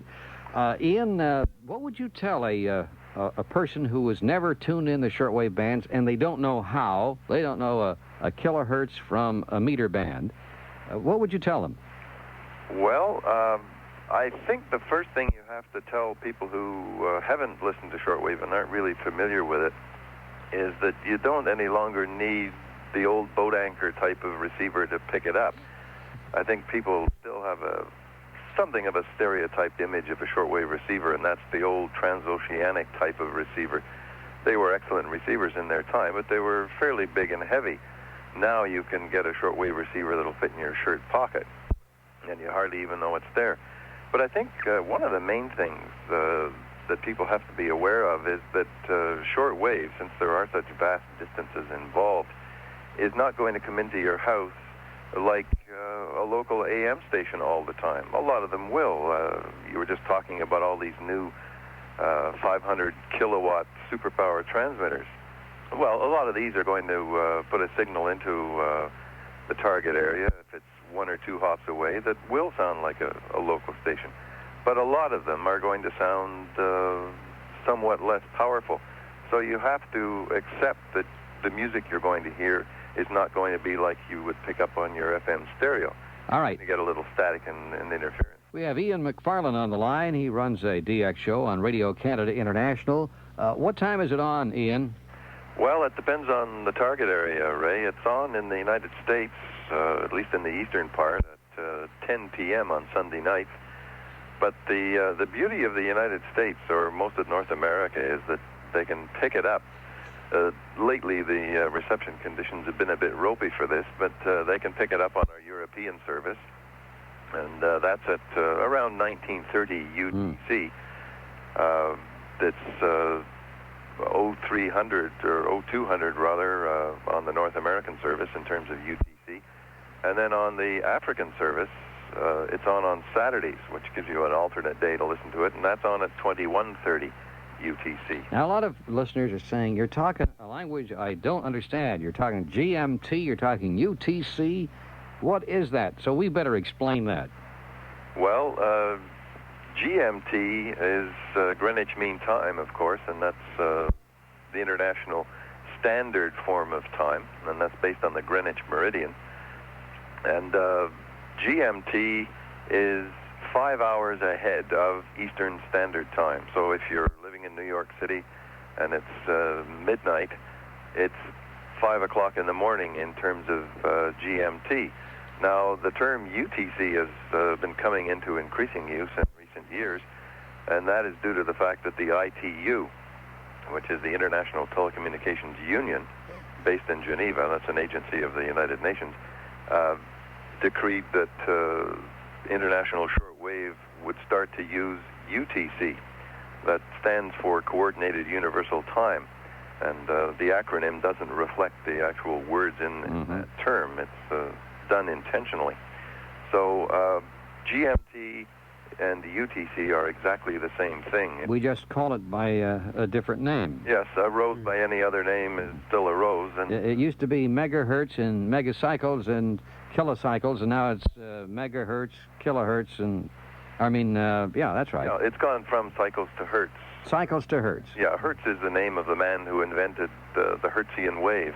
That's right. Which is the wave that you are listening to when you're listening to radio. Okay, let's take a call. We have Tony. Hello, Tony. You're on Talk Radio with Ian McFarlane, Dr. Richard Wood, and Stuart McKenzie. Good morning, Ray. I'd like to say good morning to all your guests. Good morning. I've been listening since you came on with this program. It's been very interesting. I've been a DXer since about 1970, and I started out where Dr. Wood is. In Hawaii? Yes, sir. A couple of islands over. I was on Oahu, near the town of Wahiawa. But you mentioned something a few minutes ago about snow in Hawaii. Well, in a couple of months, I believe it's on Mauna Kea. They will be snow skiing in Hawaii. Well, that's true, but I mean in the population centers. Right. I thought it was strange when somebody told me to take my skis when I went there. But now, as for new DXers, people getting into the hobby, with the propagation factors the way they are, it's kind of a bad time to start. Someone may get a little bit discouraged. Yeah, but there are a lot of people who will tune in the powerful stations and think that's a great find. Right. So it's never, a season that you should forego. Delve into it right now with both feet. Right. The next best thing a new listener has is a local DX club. Some of them put up some really fine bulletins, and I'd like to blow my own horn a little bit. I'm the chairman of the Central Maryland DX Association here in Baltimore, and we are always open to give lectures to clubs or groups or anyone interested in it. Well, you know, there's a group called the Association of DX Reporters. Is that you? No, that's run by a Mr. Reuben Daygold, who is a member of our club also. Well, that's in Baltimore, Maryland, too. Yes, sir. Reuben has been a avid medium wave DXer for many years, Mm-hmm. and he brings a tremendous insight to our club because we do cover not only shortwave, but the medium wave, long wave, and the VHF and UHF spectrums also. Very good, Tony. I appreciate the call. Ian McFarland, anything you'd like to add to our program here this morning? Well, I think, Ray, one of the points that I try to get across is that you don't have to necessarily look upon shortwave listening as a hobby.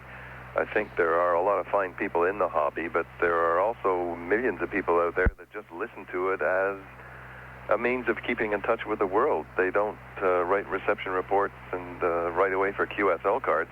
So it's just another activity, like they listen to their own local radio. So Yes, I agree, and that's the way I listen to shortwave radio. yeah, but the clubs do play a very important part, and as the last caller just said, that's a great way to find out what's cooking on shortwave, and a lot of club bulletins give you a lot of very good information, good solid information to get you started in shortwave listening.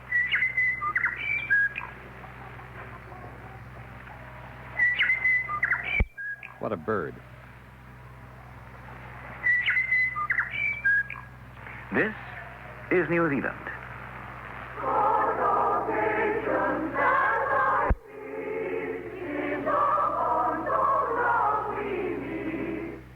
I wonder how many stations start off with birds. I mean, there's the kookaburra, Radio Australia. You've got the bird that they have down in South Africa. What is that bird? I not. Never heard them talk about that. No, the only one that I know is that they name is the one from Australia, who is Jocko. They named it Jocko? Jocko. And, of course, New Zealand have the little birdies. And the Canary Islands used to have birds, if I recall. I'm trying to think. They probably still do, since they're a separate broadcasting. Yeah. Well, there's one thing about tuning in those stations. You always know what the weather's like. It was great hearing from Ian McFarland in Montreal, and we now know that it's snowing in Montreal. But you can flip the switch and... And now for the weather here in Moscow. There's little snow left. It's practically all melted. The temperature is around 35 degrees Fahrenheit, and the sky is overcast. And I know that's something that you were just dying to hear. Right, Richard Wood? That's right, yes. We had a little snow here in Hawaii, in fact, for the first time in 5 years on the peak of Mauna Kea. That was about 3 weeks ago. It was very watery snow, and it melted within, I think, probably about 12 hours or so. Sometimes there's skiing in Hawaii, but I don't know whether we'll have any this winter. How's reception of Radio Moscow in Hawaii? Perfect. Reception of most stations is very good here, and Moscow's just all over the dial. As always. As always. Of course, they have many transmitters located in the Soviet Far East and in Siberia, quite close to us, and they come in very loud and clear, all their services. Some stations have been experimenting with single sideband. Do you think that's going to catch on? A kind of compatible single sideband or reduced carrier sideband. I've heard some tests in that mode from Radio Nederland, Radio Netherlands, with their new transmitters in Flevoland, in the northern part of Holland, and... You're going to do a test on that, I think. You're going to do a test on that after the first of the year. I thought I heard some tests already. In fact, I was meaning to mention that to Tom Meyer when he was on, because I have been hearing such tests already. And they seem to be compatible with ordinary existing receivers, and I don't think we're going to have to go out and scrap our present receivers. We just can't do that at this stage. In the studio, we have none other than Stuart McKenzie of the American Shortwave Listeners Club, and on the phone, Dr. Richard E. Wood in Hawaii, the granddaddy of all DXers. And now, let's say that if you want to tune in the world, I mean, there's only one place to do it, and that is on the shortwave bands. Hello, Craig. You're on Talk Radio with Stuart McKenzie and Dr. Richard Wood. Yeah, good morning. I run a shortwave news service, kind of, providing cuts of interesting things for local broadcasters. And I have a few excerpts of some of the major news stories that you guys have been talking about. Really? One in particular, the Falklands. All right. Well, let me feed a little of that to you. BBC World Service presents News Desk. World News read by John Stone. Britain has has broken off diplomatic relations with Argentina following the Argentine invasion of the British colony of the Falkland Islands in the south of the Atlantic. The British Defence Secretary, Mr. Moss, said a substantial naval task force is being assembled in Britain. He refused to go into details, but pointed out that ships sailing from Britain would take more than 2 weeks to reach the Falklands. General Galtieri rejected charges that Argentina is guilty of aggression for what Argentines regard as repossession of their own territory. He said Argentina had acted with firmness, but without rancor. It would welcome any honorable agreement and was willing to maintain good relations with Britain. But he warned the British government not to attempt retaliation. Argentina would defend the territories to its utmost. He said invasion was the only alternative after what he called Britain's perpetuation of its rule through endless delays and evasion in years of intergovernment talks. The center of the force being assembled is Britain's latest aircraft carrier, HMS Invincible. She will have a small squadron of Harrier jump jets. Another carrier, HMS Hermes, will have seeking helicopters. The two will be surrounded by frigates and destroyers, together with a full fleet of support vessels.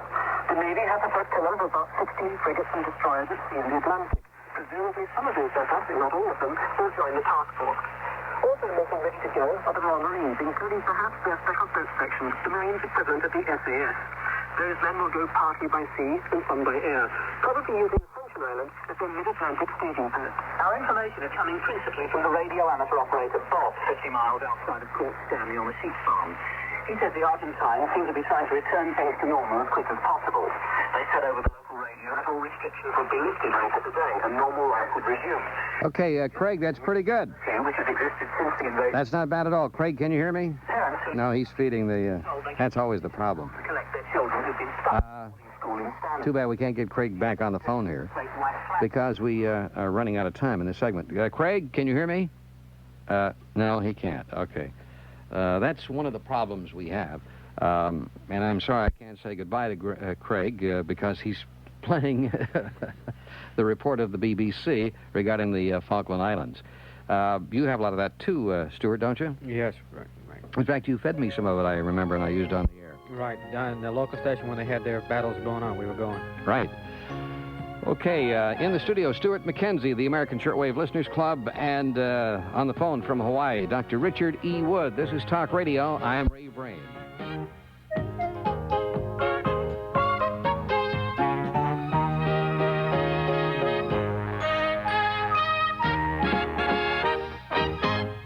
All right, on the phone, we have Dr. Richard E. Wood in Hawaii, and in the studio, Stuart McKenzie of the American Shortwave Listeners Club. We haven't really talked about your club too much. Let's talk about it very briefly.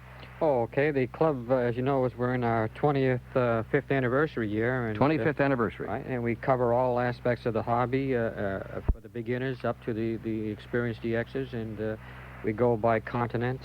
And you're headquartered in Huntington Beach, California. Right. How do people write to you?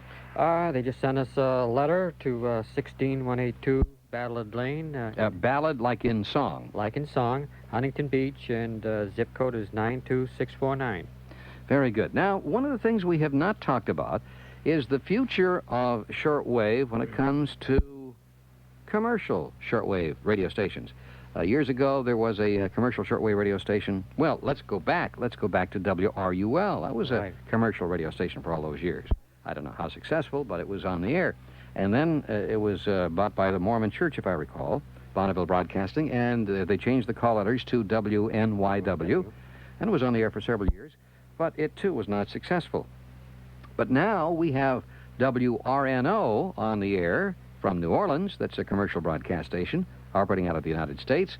And there's about a new one to go on the air here very shortly out of Alabama. And we have Mr. H.D. Norman on the phone, who's chairman of the World Service Broadcasting Corporation, NDXC, that sounds like N-Dixie or in Dixie. And son of a gun it is, in Alabama to be exact.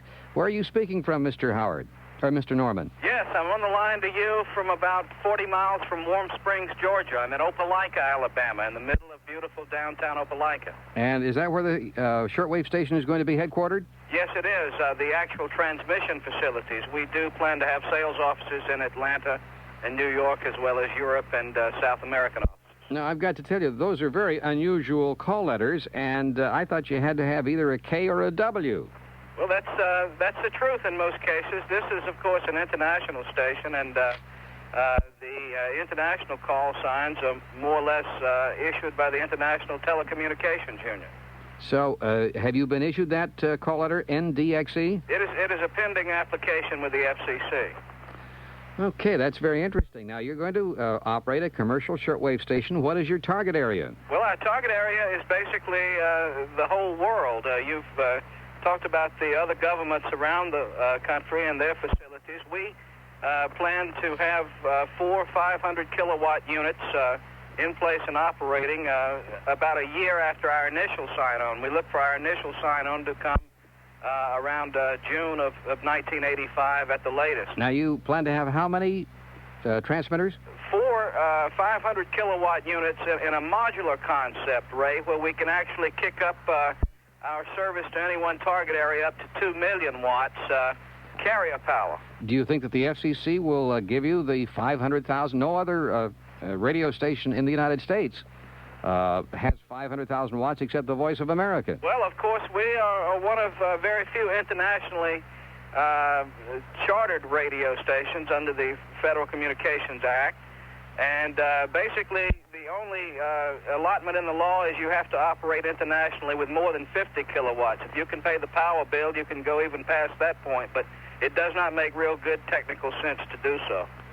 All right, so you will be operating with in the future, with 4 to 5 500,000 watt transmitters. That's exactly right. And of course, you know, basically shortwave power is measured in affected radiated power. So you're going to have some exotic antennas, right? Oh, some very exotic antennas. We hope the state of the art. We hope that we can really attract some attention by being a commercial enterprise. As you well know, the most important part of our service is a listener, and we have to service him very well, and we will also be in stereo.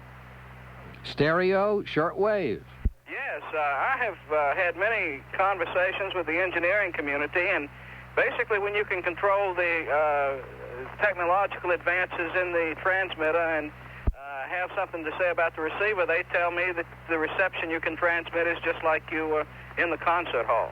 Well, that's very interesting. Now, does it bother you that other stations in the past have tried to go commercial and have failed when it comes to shortwave? No, I believe there's definitely a reason for it.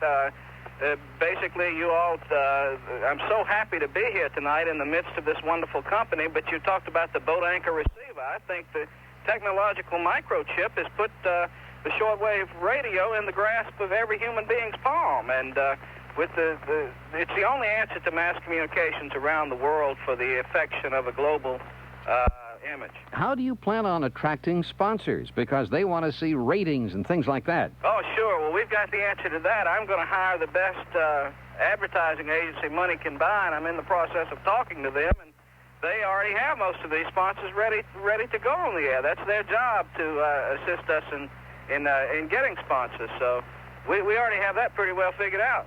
Is it going to be institutional-type sponsors? Are you going to do mail order? What are you going to do? Basically a little bit of both, but what we're looking for commercially is a blue-chip sponsor, like Buy the World a Coke. I've been hearing that worldwide Coke symbol, Teach the World to Sing in Harmony.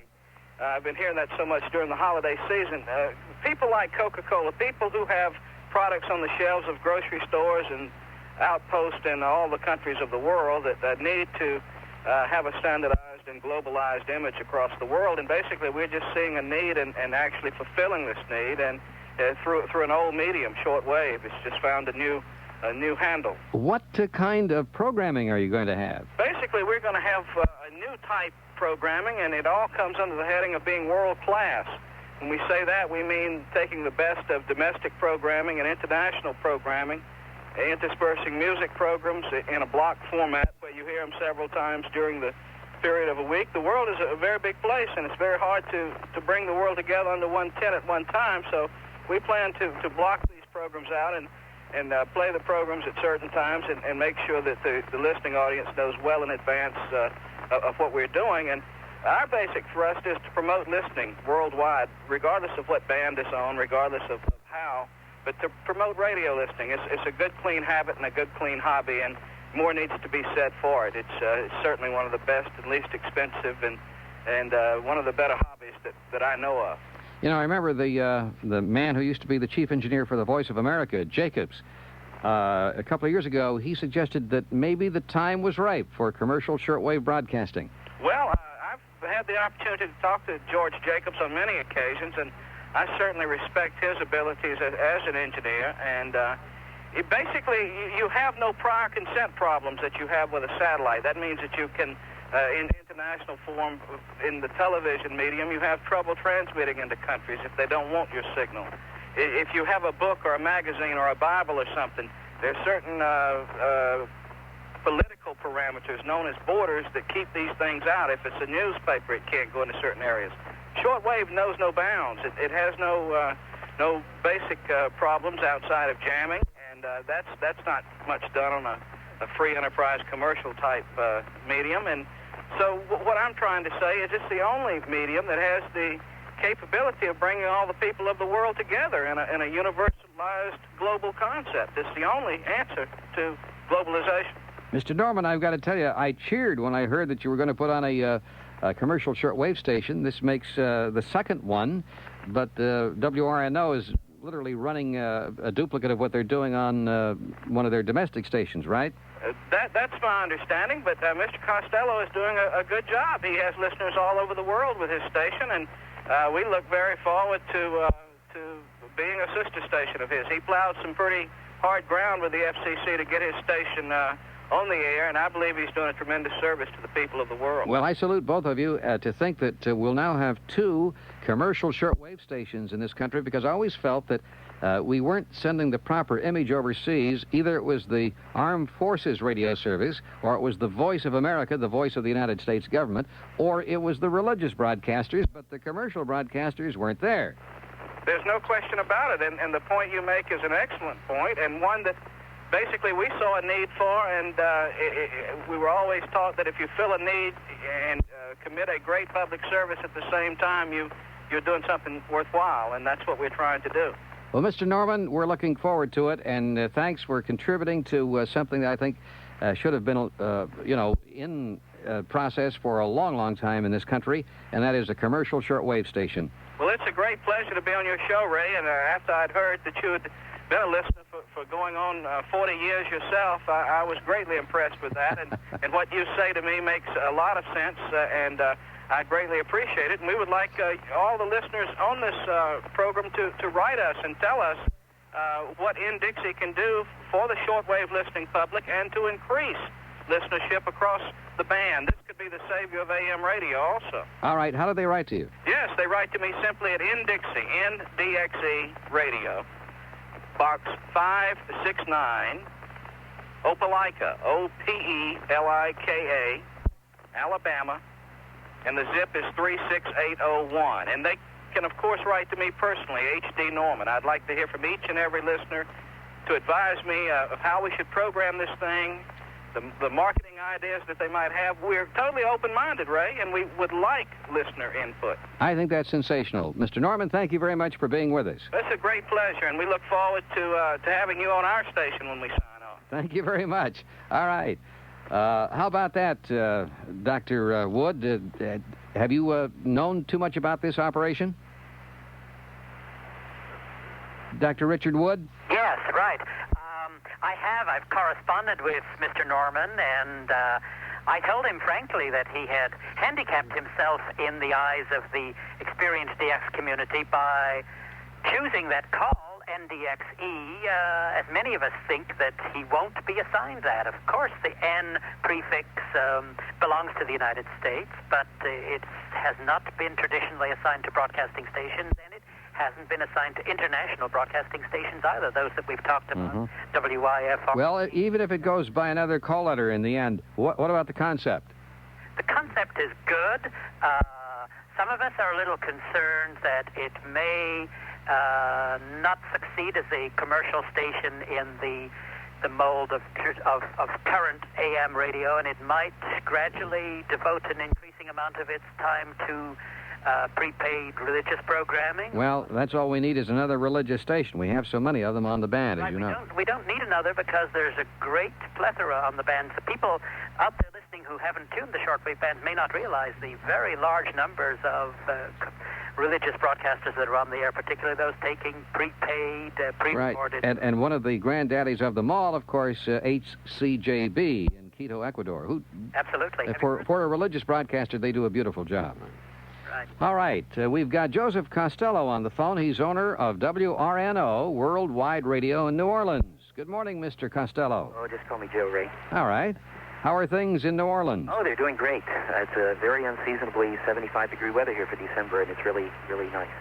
I just called to put not my 2 cents in, but to really thank you for the publicity that you're giving international broadcasting. It is really something that is lacking on the medium wave bands here. And in talking with a friend of mine who was director of engineering at the Voice of America for many years, George Jacobs, for some reason there is a prohibition in the rules which prohibits a domestic shortwave service. And for many years, in the early days of radio, in the 30s and 40s, shortwave was included on many of the radios made here in the United States. And I remember it well. I don't know why it was exactly dropped, but I think that as we lost the consumer electronics market to Japan, the fact that we now see a importing of radios that do cover the 3 bands, long wave, medium wave, and shortwave, and of course FM. But the main thing that I see happening in putting RNO, we're now going in our 3rd year of on the air on a worldwide service. The main thing I see happening is that people are beginning to be trained in the fact that there was a time when they didn't know what it was to switch a radio from AM to FM. And now with so many different radios coming in that pick up the audio of TV programs that secretaries bring to the office and listen to their soaps on, and scanners and weather radios, people are learning that there's more to radio than just, AM and FM.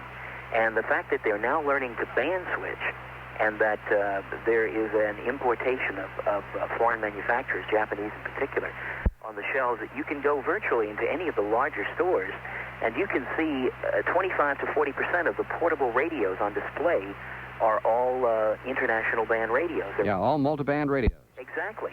And they work so well with just the little pull-up antenna nowadays. That is so very true, and I think it's I put an FM station on the air in New Orleans 17 years ago, and at a time when people said, "What's FM?"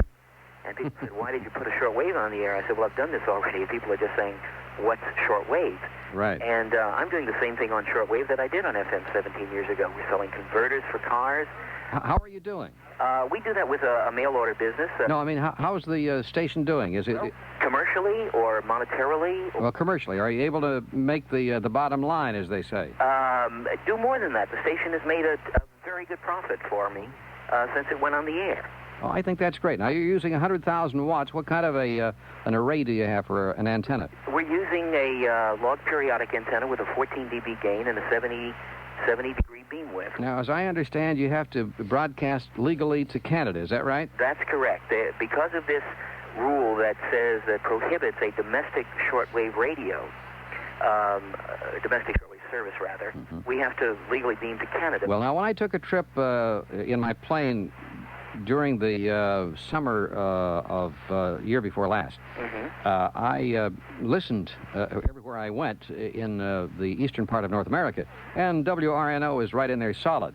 But, of course, as you know, you don't put in much of a signal on the west coast of North America. No, we're rectifying that. As a matter of fact, TCI Antenna Products has already designed for us a dipole curtain, which has electrically been engineered to fit on the plot of land that we have, to beam to the west coast with a second 100-kilowatt transmitter. Construction for a permit for this will be applied for by the summer of next year. There's some news that nobody has, I'll bet. No, you're correct.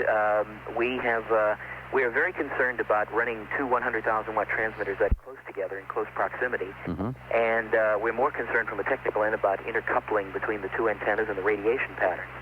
And, of course, it's done all the time. We have acres and acres of ground, but we're on 5 acres of ground right at the edge of New Orleans, and we're kind of tight for space, and we can't buy land around us to expand. So the design has been approved, and it'll work electrically with the main lobe of our beam covering from the Mexican border into Saskatchewan, into Canada. Mm-hmm. And with a second transmitter, again, not with separate programming, though. I mean, we'll have the same program Sure. on two transmitters. Mm-hmm. I would like to just correct something that... Okay, we have exactly 1 minute. Okay, is that we are totally separate programming. Oh, you do have separate programming? Yes. Starting last May, we totally separated our programming when the World's Fair started here in New Orleans, and we were broadcasting 86 hours a week live from the World's Fair. A lot of people from around the world were coming by and saying hello, and basically, I will just conclude by saying that we are totally separate now. We do have about 15 hours of paid religion on the weekends, which helps pay the bills. But we carry NFL Saints football for the third year in a row. We're carrying collegiate football with LSU. We're now negotiating for LSU basketball to be broadcast on our service. And we've got all the sponsors. We carry ABC News twice an hour. That's great. Joe, I appreciate your call, and good luck to you. You're welcome. Thank you. Joe Costello of radio station WRNO, Shortwave. Hey, did you hear that, Dr. Richard Wood? Yes, I did.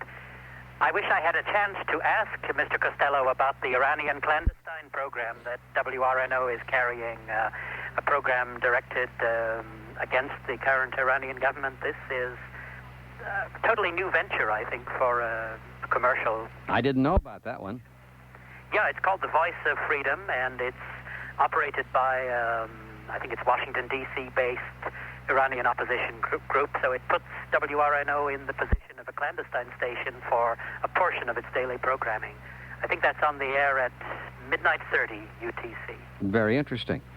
What did you think of the news that he gave us there about a Western beam for WRNO, Stuart? Well, I think it's going to make a lot of the folks out here happy because they've been trying to tune in, and the propagation-wise, it's just not possible because they're all along the East Coast. Right. It just booms in wherever I was. Oh, they beam to Europe and Canada. Right, so right. Lucky but over there. West of the Mississippi just didn't do that well. No, well, so that's going to be big news. Right, right. Dr. Wood, did you know about that before? No, that is good news for me. As you may know, I write a column for a magazine called the Shortwave Guide, and I've just been eagerly noting those facts down. It'll be in the Shortwave Guide, new issue. That's right. It's going to be in there. I write a column called The Expert, and it's been put into a general feature called World Radio News, and that's going to be my lead item for USA under the North American section of the column this month. Well, how about that? All right, on the phone from Hawaii, we've got Dr. Richard E. Wood in the studio with the American Shortwave Listeners Club celebrating its 25th anniversary, Stuart McKenzie. This is Talk Radio. I'm Ray Briem.